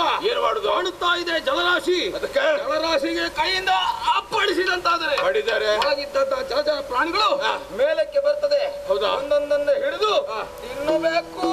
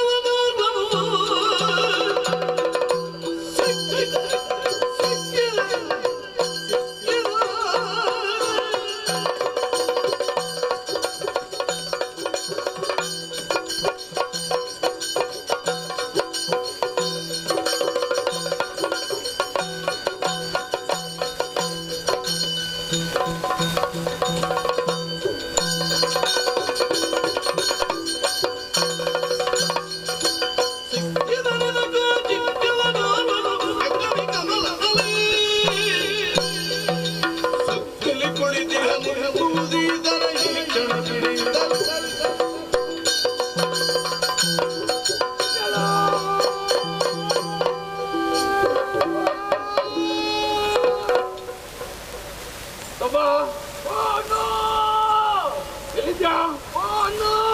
ಈಗ ಬಾ. ಇಲ್ಲ ನನಗೆ ತಾಗುದಾ? ಮತ್ತೆ ನೀನ್ ಯಾಕೆ ನನಗೆ ತಾಗಿದ್ದು? ಕತ್ತಲೆ ಕಾಣಿಸುವುದಿಲ್ಲ. ನನಗೂ ಹೋಗೆ. ಹೌದಾ? ಕತ್ತಲೆ ನೀನು ಎಲ್ಲಿ ಹೋಗಿದ್ದೀಯ ಎಂಬುದಾಗಿ ಹುಡುಕುತ್ತಾ ಹುಡುಕುತ್ತಾ ಕುತ್ತಾ ಕುತ್ತಾ ಕುತ್ತ ಅದಲ್ಲ, ನೀನು ಸಿಕ್ಕಿದೆ ಅಲ್ಲ, ಹುಡುಕುತ್ತಾ ಬಂದಿದ್ದೆ ಅಲ್ಲ, ಏನಾದ್ರೂ ಸಿಕ್ಕಿತ ನಿನಗೆ? ನನಗೇನು ಸಿಕ್ಕಿತ? ನನಗೇನು ಸಿಗ್ಲಿಲ್ಲ. ಏನಿಲ್ವಾ ಅಣ್ಣ? ನಿನಗೇನಾದ್ರೂ ಸಿಕ್ಕಿತ? ನನ್ನ ಕಣ್ಣಿಗೆ ಬಿದ್ದಿದೆ. ಎಲ್ಲಿ?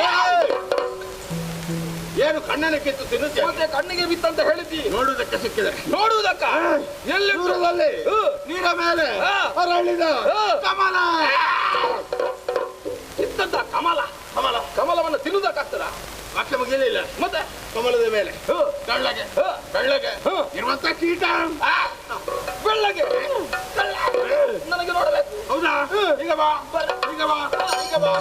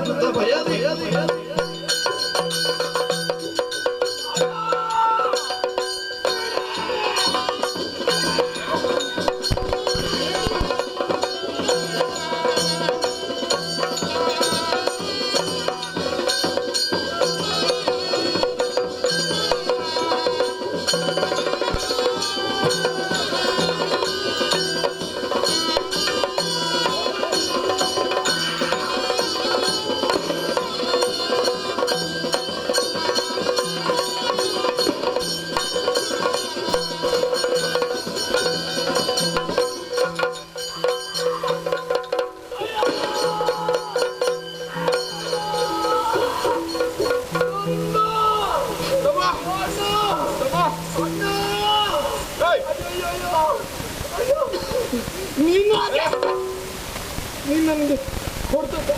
ನಿನಗೆ ಬಿತ್ತ? ಮತ್ತೆ ನಮ್ಮ ಅಣ್ಣ ನೀನು ಹೊಡೆಯುವುದಾದ್ರೆ ಎಲ್ಲಿಗಾದ್ರೂ ಹೊಡೆಯುವಂತ ಹೇಳಿ ಹೊಡೆಯುವುದಕ್ಕೆ ಆಗುದಿಲ್ಲ. ಇದು ಹೊಡೆಯುವಂತ ಜಾಗವಾ? ತಮ್ಮ ಎಲ್ಲ ನಿನಗೆ ಬಿತ್ತ? ಹೌದಣ್ಣ. ತಮ್ಮ ಬೇಕು ಅಂತ ಹೊಡೆದದ್ದಲ್ಲ, ಮತ್ತೆ ಬೇಡ ಅಂತ ಹೊಡೆದದ. ಮತ್ತೆ ತಮ್ಮ ಬೇಕು ಅಂತ ಹೊಡೆದದ್ದ. ಬೇಕು ಅಂತ ಹೊಡೆದದ್ದಲ್ಲ. ಯಾಕೆ ಹೀಗಾಯ್ತು? ಓಡಿಸಿಕೊಂಡು ಬರುವಾಗ ಅದೇನು ಕೈಗೆ ಸಿಗ್ತದೆ ಸಿಗ್ತದೆ ಎಂದು ಆಯ್ತು. ಕಣ್ಣು ಮುಚ್ಚಿದ ಗಟ್ಟಿಯಾಗಿ ಹಿಡಿದ ನಾಲ್ಕು ಕೊಟ್ಟೆ. ಯಾರಾದ್ರೂ ಕಣ್ಣು ಮುಚ್ಚಿ ಹೊಡಿತಾರ? ಹೌದಲ್ವಾ? ಮತ್ತೆ ಇನ್ನು ಮುಂದೆ ಹಾಗಾಗುದಿಲ್ಲ. ಮತ್ತೆ ಕಣ್ಣು ಬಿಟ್ಟೆ ಹೊಡೆಯುವ. ಹೊಡಬೇಡ. ನೀನು ಕಣ್ಣು ಬಿಟ್ಟು ಹೊಡೆದ ನನ್ಗೆ ಅಲ್ವಾ? ಮತ್ತೆ ಕಣ್ಣು ಬಿಟ್ಟ ಮೇಲೆ ನೀನು ಯಾರು ಅಂತ ಗೊತ್ತಾಗುದಿಲ್ವಾ? ಮತ್ತೆ ನಿನಗೆ ಹೊಡಿಲಿಕ್ಕುಂಟ? ನಿನಗೆ ಹೊಡೆಯುದಿಲ್ಲ. ಏನಿದ್ದರೂ ಕೀಟ ಬೇಕು. ಎಲ್ಲಿಟ್ಟದು? ತಪ್ಪಿಸಿ ಹೋಗಿದೆ. ಹುಡುಕುವ. ಹೋಗುವ.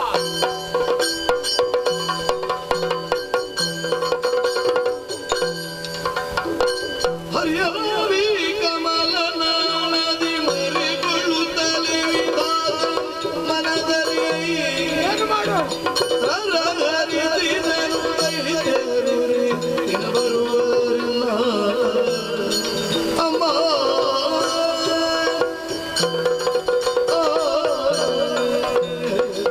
ಅಯ್ಯೋ, ನೀರಿನಲ್ಲಿ ಹುಟ್ಟಿಕೊಂಡಂತಹ ಇರುವರು ದಾನವರು ನನ್ನನ್ನು ಭಕ್ಷಿಸಬೇಕು ಅನ್ನುವ ಹಾಗೆ ಮುಂದುವರಿತಾ ಇದ್ದಾರೆ.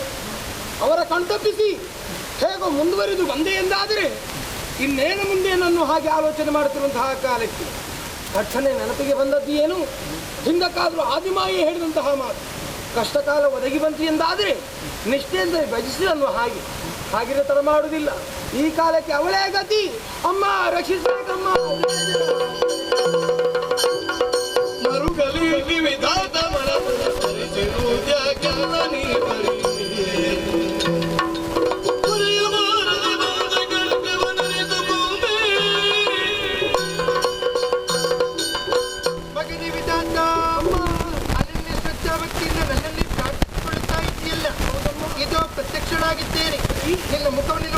ಕಪೋಲದಲ್ಲಿ ಕಣ್ಣೀರಿದ್ದಾರೆ. ಯಾರಿಂದ ಬಂದ ಕಷ್ಟ ತಿಳಿಸು ಮಗನೇ. ನೀರಿನಲ್ಲಿ ಹುಟ್ಟುಕೊಂಡಂತಹ ವರದಾನವರು ನನ್ನನ್ನು ತಿನ್ಬೇಕನ್ನುವ ಹಾಗೆ ಮುಂದುವರಿತಾ ಇದ್ದಾರೆ. ಆ ಕಾಲಕ್ಕೆ ನಿನ್ನನ್ನು ಬಯಸಿದ್ದೇನಮ್ಮ. ಏನಾದ್ರೂ ದಾರಿಯನ್ನು ನೀನೇ ಸೂಚಿಸುತ್ತೇನೆ. ವಿಧಾತ ದುಷ್ಟರಿಂದ ಕಷ್ಟವಂತೆ ನನಗೆ ಮರುಗದಿರು ಕಂದ ಮರುಗದಿರು. ಏನ್ ಮಾಡ್ಬೇಕಮ್ಮ? ಆದಿಮಳೆಯಂತಹ ನಾನು ಯೋಗಮಾಯಿಯಾಗಿ ಶ್ರೀಹರಿಯನ್ನು ಸೇರಿದ ಕಾರಣ ಈ ಹೊತ್ತಿಗೆ ಆತ ಯೋಗ ನಿದ್ದೆಯಲ್ಲಿದ್ದಾನೆ. ಆದಷ್ಟು ಶೀಘ್ರದಲ್ಲಿ ಆತನು ಅಗಲಿ ಹೋಗುತ್ತೇನೆ. ನನ್ನ ಕೈಯಲ್ಲಿಂತಹ ಚಕ್ರವನ್ನು ನಿನಗೆ ನುಡಿಸುತ್ತೇನೆ. ಸರಿಯಮ್ಮ. ಇದನ್ನು ಶ್ರೀಹರಿಗೆ ಒಪ್ಪಿಸಬೇಕು. ಅಷ್ಟರವರೆಗೆ ಇದ್ದಂತಹ ಶ್ರೀಹರಿಯು ದುಷ್ಟರನ್ನು ಒದಗಿಸಿಕೊಡುತ್ತಾನೆ. ಅಷ್ಟರವರೆಗೆ ನಾನೇನ್ ಹೇಳ್ಬೇಕಮ್ಮ? ಶ್ರೀಹರಿಯ ನಾಭಿ ಕಮಲದ ನಾಳದಲ್ಲಿ ಅಡಗಿಕೋ ಮಗನೇ. ಶುಭವಾಗಲಿ.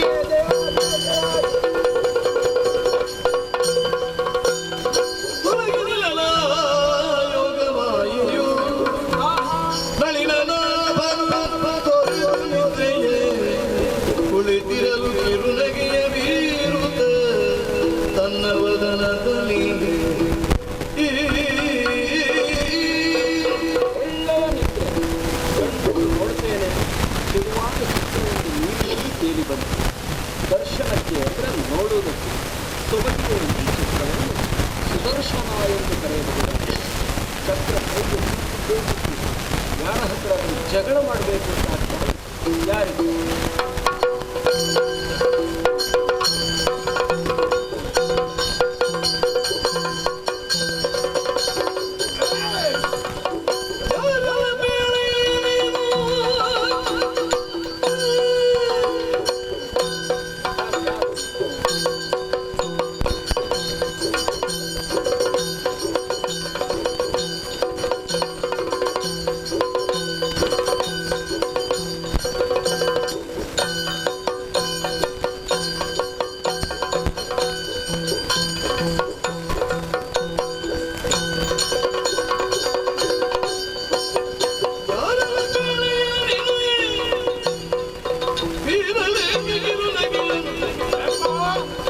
ನೀರ ಮೇಲೆ ಕುಳಿತುಕೊಂಡ ಕಾರಣವೇನು? ನೀರ ಮೇಲೆ ಕುಳಿತುಕೊಂಡ ಕಾರಣವೇನು?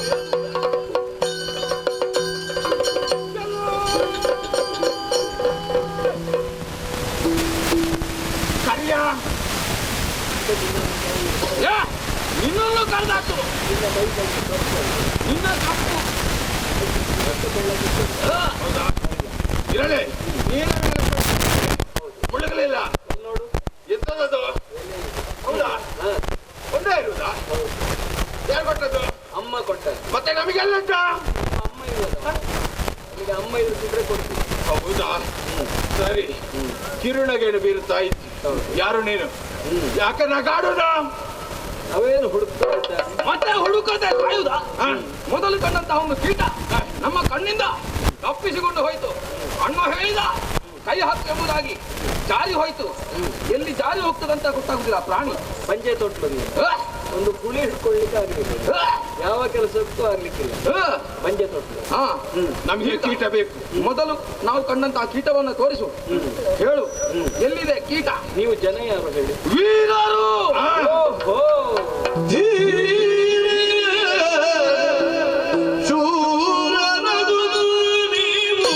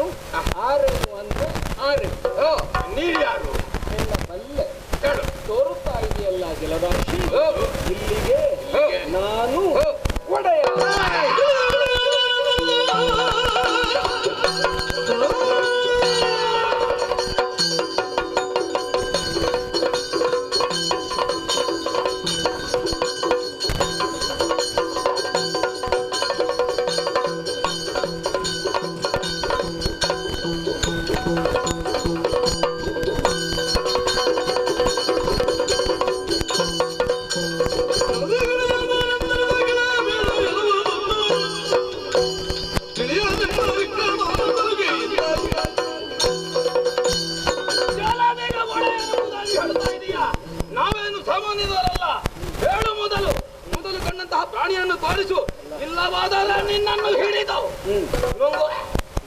ಅಷ್ಟು ಸುಲಭದಲ್ಲಿ ನಿಮ್ಮ ಗಂಟಲಲ್ಲಿ ನಾನಲ್ಲ. ಅಧಿಕ ಪ್ರಸಂಗ ಮಾತಾಡಿದ್ರೆ ನಿಮ್ಮ ಮೂಗು ಸಿಡಿದು ನೀರಿನಲ್ಲಿ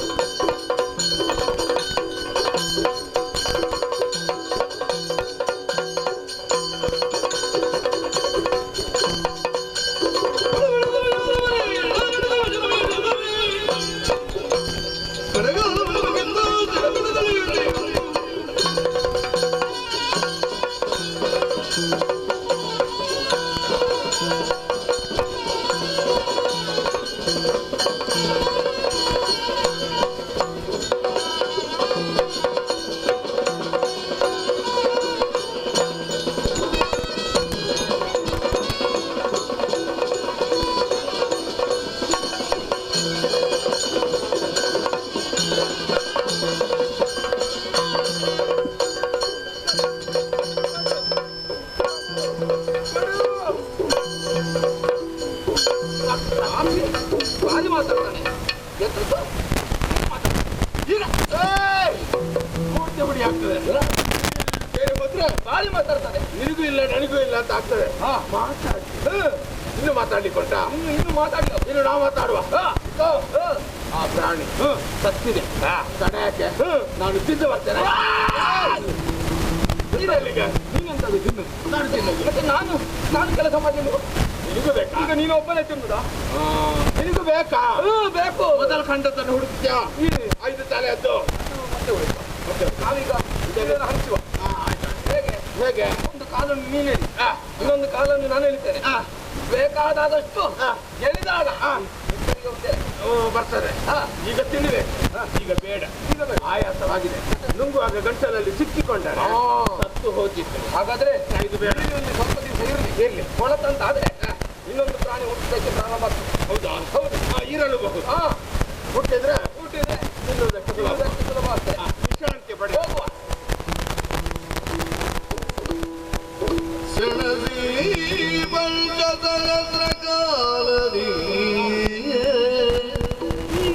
ಧನುಜರಲೆ ಸೇರಿರುತ್ತೀರಿ ನಳಿನ ಲಾಭನು ಸ್ಮರಿಸಿ ಭಕ್ತಿಯುಳಾದಿ ಮಾಯೆಯನು ಮನಗೊಳರಿದರು ದುರದುಳದೊಳ ಹನನ ಕುಣಿಸುವೆ ಕಪಟದೊಳಗೆಂದೆನು ತಲ ವೀರ ವಿಕ್ರಮಿಗಳ ಪೊಗಳುತ್ತಲಿಂದೆಂದ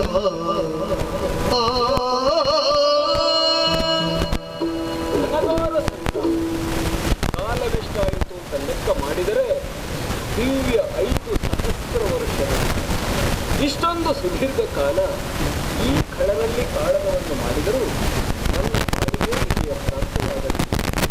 ರಾಕ್ಷಸರ ಕೈಯೇ ಮೇಲಾಯಿತಲ್ಲ. ಮುಂದೇನು ಅಂತ ಯೋಚನೆ ಮಾಡುವಾಗ ಅಮ್ಮ ನಾಡಿದ ಮಾತುಗಳು ನೆನಪಾಗಿವೆ. ಭಕ್ತಿಯಿಂದ ಆಕೆಯನ್ನು ಕಲಿಸಿದರೆ ಅವಳು ಮೈದೋರಲಿಲ್ಲ. ನನ್ನ ಬುದ್ಧಿಯಲ್ಲಿ ಇದ್ದು ಪ್ರೇರಣೆಯನ್ನು ನೀಡಿಗಳಲ್ಲ. ಶಕ್ತಿಯಿಂದ ಸಾಧಿಸುವುದಕ್ಕೆ ಸಾಧ್ಯವಾದದ್ದನ್ನು ಯುಕ್ತಿಯಿಂದ ಮಾಡು ಮಗನೇ. ಒಳ್ಳೆಯ ಉಪಾಯ. ಬರಲಿ ರಾಜ.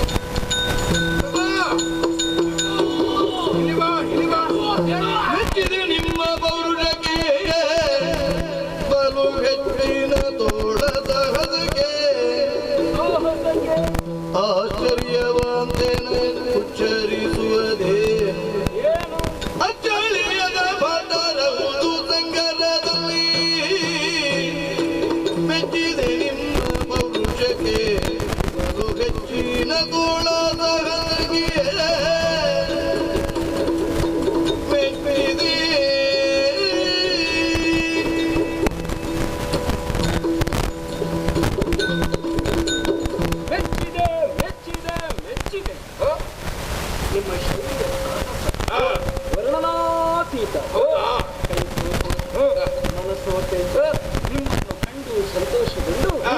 ನಿಮಗೆ ಪಾರಿತೋಷಿಕ ರೂಪದಲ್ಲಿ ಒಂದು ವರ ಕೊಡಬೇಕು ಅಂತ ಇದ್ದೇನೆ. ನೀನು ಕೊಡೋದಾ? ನಿಂಕೋ ಒಂದು ಕೊಟ್ಟಾರೆ ಮುಖ ಹೀಗಾದ್ರೆ ಎತ್ತದ ನಾವು ಅಲ್ಲ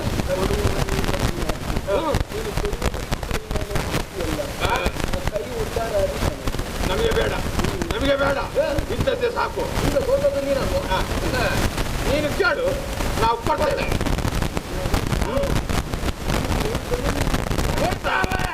ನನಗೆ ಸಮಸ್ಯೆ ಉಂಟು, ಮಾರ್ಗ ಇಲ್ಲ ಅಂತ ಯಾಕೆ? ನೀವು ಗಟ್ಟಿಗರು, ನಾನು ದುರ್ಬಲ. ನಾನು ಕೇಳಿದ ಬಳಿಕ ನೀವು ಕೊಡಬೇಕು ಅಂತ ನಾನು ಬಲಾತ್ಕಾರವಾಗಿ ಪಡೆಯಲಿಕ್ಕೆ ಆಗುತ್ತದಾ? ಆಗೋದಿಲ್ಲ. ಅದಕ್ಕಾಗಿ ಏನು ಸಂತೋಷ ಹೇಗೆ ಕೇಳಲಿ ಹೆದರಬೇಡ, ಕೇಳು. ಬಾಯಿ ಮಾತು ಮತ್ತೆ ಆಶೆ ಪಡ್ತಾರೆ. ಅದೇ ಅಲ್ಲ, ಯಾವಾಗಲೂ ಮಾತುಕೊಳ್ಳುವಾಗ ಅದು ಅಗ್ನಿ ಸಾಕ್ಷಿಯಾಗಿದ್ದು ಇಲ್ಲಿ ಸಾಕ್ಷಿಗೆ ಅಗ್ನಿ ಬೇರೆ ಇಲ್ವಲ್ಲ. ಈ ಹಸ್ತಕ್ಕೆ ಅಗ್ನಿ ಹಸ್ತ ಅಂತ ಹೆಸರು. ಈ ಕೈಯ ಮೇಲೆ ನಿಮ್ಮ ಕೈಯನ್ನು ಇಟ್ಟು ತಟ್ಟಿ ಮಾತು ಕೊಟ್ಟಾಗ ಅದು ಅಗ್ನಿ ಸಾಕ್ಷಿಕವಾಗಿ ಕೊಟ್ಟ ಮಾತಾಗ್ತದೆ. ಅದನ್ನೇ ಭಾಷೆ ಅಂತ ಹೇಳುವುದು. ಕೊಡಿ. ನೀನು ಕೇಳಿದ್ದನ್ನು ನಾವಿರುವರು ಕೊಡ್ತೇವೆ. ಸಿಕ್ಕಿದಿರನಯ ಕೈಗೆ ಬಲು ತಕ್ಕಿದ ಮೂರ್ಖರಿ ನಿಮಗೆ ತಕ್ಕುದಾದ ಮಾತಿಕ್ಕುವೆನದರಿ ತಕ್ಕದು ನೀವು ಮಯ ವಿಕ್ರಮ ಮುಂದಕ್ಕೆ ಸಿಕ್ಕಿದಿರನಯ ಕೈಗೆ ಬಲು ತಕ್ಕಿದ ಮೂರ್ಖರಿ ನಿಮಗೆ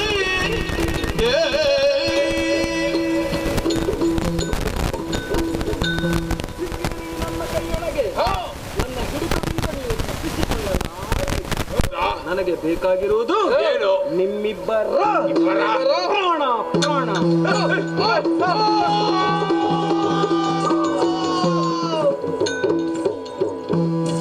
ಏನ ಮಾಡುವುದಿಲ್ಲ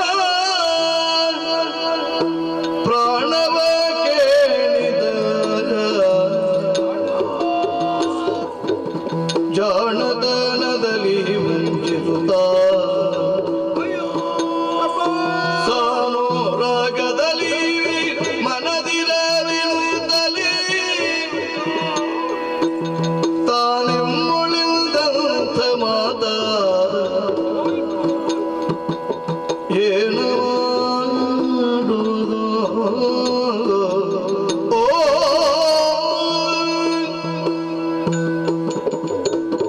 ಅಯ್ಯೋ ಅಣ್ಣ, ಮೋಸ ಮಾಡಿದ ಹೋಯ್ತು. ಮೋಸ ಮಾಡಿದ ಅಣ್ಣ, ವಂಚಿಸಿದ ಪ್ರಾಣವನ್ನು ಕೇಳಿದ್ದಾನೆ. ಏನು ಮಾಡುವುದು ನಾವು?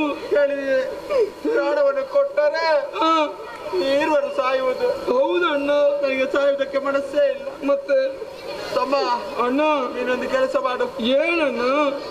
ಅವ ಪ್ರಾಣ ಕೇಳಿದ್ದಾನಲ್ಲ. ಹೌದಣ್ಣ, ನೀನು ನಿನ್ನ ಪ್ರಾಣವನ್ನು ಕೊಡು. ನಾನು ಮತ್ತೆ ನೋಡ್ತೇನೆ, ಆಯ್ತಾ? ನಿನಗೆ ತಮ್ಮ ಬೇಡುವ? ಬೇಕು. ಮತ್ತೆ ನೀನು ಪ್ರಾಣವನ್ನು ಕೊಡು ಅಂತ ಹೇಳ್ತಾ ಇದ್ದಿ ಅಣ್ಣ. ನಿನಗೂ ಮನಸ್ಸಿಲ್ವಾ ಅಣ್ಣ? ಈ ದೊಡ್ಡವರೆಲ್ಲ ಇರುವುದು ಯಾಕಣ್ಣ? ಯಾಕೆ? ಸಾಯುವುದಕ್ಕೆ. ಹೌದಾ? ಹೌದಣ್ಣ, ನೀನು ಪ್ರಾಣವನ್ನು ಕೊಡಣ್ಣ. ನಾನು ಸ್ವಲ್ಪ ದಿವಸ ಇರ್ತೇನೆ. ನಾನು ಹೋದ್ರೆ ನಿನಗೆ ಯಾರಿದ್ದಾರೋ? ಹೌದಲ್ಲ? ಹೋಗುದು ಬೇಡ. ಬೇಡ, ನೀನು ಬದುಕಬೇಕು. ನಾನು ಬದುಕಬೇಕು, ನೀನು ಬದುಕಬೇಕು. ಇಲ್ವಾ? ದಾರಿ ಉಂಟು. ಕೊಡಿ ಕೊಡಿ ಕೊಡಿ. ಎಂತದ್ದು ಕೊಡಿ ಕೊಡಿ? ಕೊಡ್ತೇವೆ. ಆದ್ರೆ ನಮ್ಮದೊಂದು ಷರತ್ತು ಉಂಟು.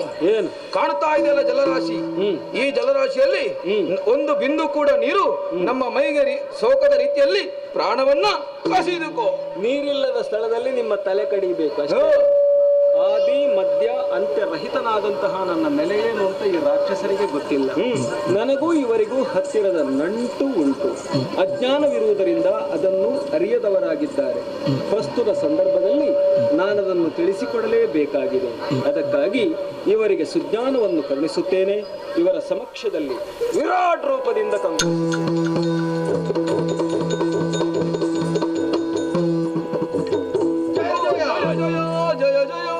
ಚಿರಣವ ಜಯನ ನಾರಾಯಣ ನೀರಜದಳ ನಯನ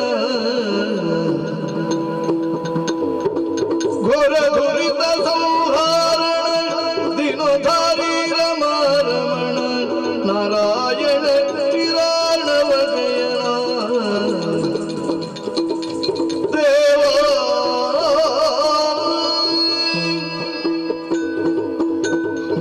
ಜಯ ಜಯ ಜಯ ಜಯ ಜಯ ಜಯ ವಿಶ್ವವಿರಾಟ್ ಸ್ವರೂಪಿ ದಿವ್ಯ ಜ್ಞಾನವನ್ನು ಕರುಣಿಸಿದೆಯ ಸ್ವಾಮಿ.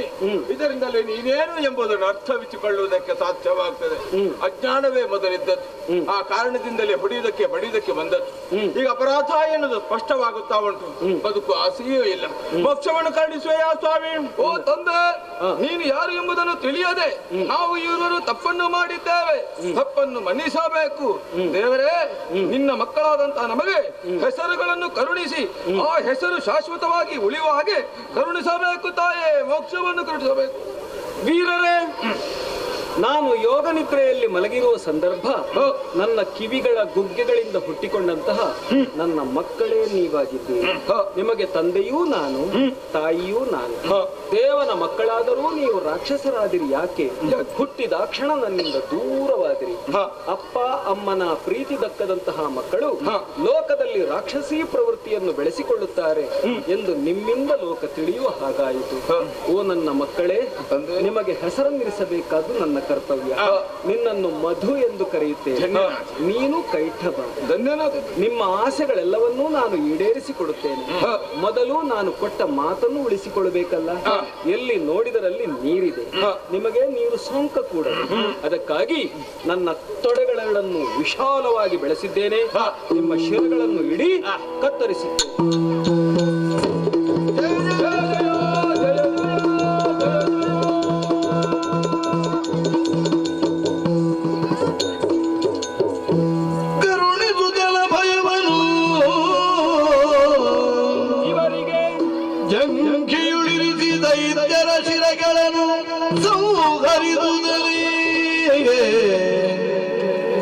ಮೇಧಸ್ಸನ ಜಲಧಿಯಲ್ಲಿ ಸೇರಿಸುತ್ತ ಧರೆಯ ಸೃಜಿಸುತ್ತ ಮೇದಿನಿಯನ್ನು ತಿರುಗಿ ಬೆದರನು ನಾಭಿ ಕಮಲದಿ ಮೆರಿವ ಕಮಲ ಜನನು ನೇಮಿಸೆ ಸೃಷ್ಟಿ ಕಾರ್ಯದಲ್ಲಿ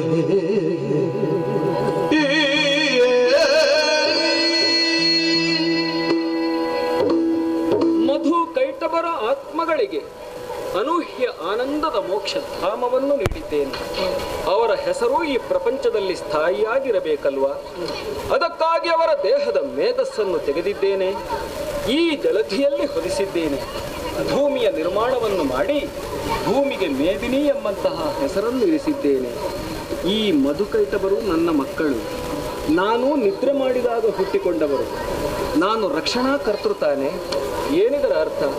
ರಕ್ಷಣೆಯ ಹೊಣೆವುಳ್ಳವರು ನಿದ್ರೆ ಮಾಡಿದರೆ ಶತ್ರುಗಳು ಹೊರಗಿನಿಂದ ಹುಟ್ಟಿಕೊಳ್ಳುವುದಿಲ್ಲ, ಅವರ ಒಳಗೇ ಹುಟ್ಟಿಕೊಳ್ಳುತ್ತವೆ. ಆದ್ದರಿಂದ ಅಂತಃಶತ್ರುಗಳ ಬಗೆಗೆ ಪ್ರತಿಯೊಬ್ಬರೂ ಎಚ್ಚರಿಕೆಯಿಂದ ಇರಬೇಕು ಎಂದು ನಾನು ಹೇಳಿದ ಹಾಗಾಯಿತು. ಆ ವೇಳೆಗೆ ನನ್ನ ನಾಭೀ ಕಮಲ ಪ್ರದೇಶದಿಂದ ಬ್ರಹ್ಮದೇವ ಮೇಲೆತ್ತು ಬಂದ. ಆತನನ್ನು ಸೃಷ್ಟಿಯ ಕಾರ್ಯದಲ್ಲಿ ನಿಯೋಜಿಸಿದ್ದೇನೆ. ನಾನು ನನ್ನ ವೈಕುಂಠ ಧಾಮಕ್ಕೆ ತೆರಳುತ್ತೇನೆ.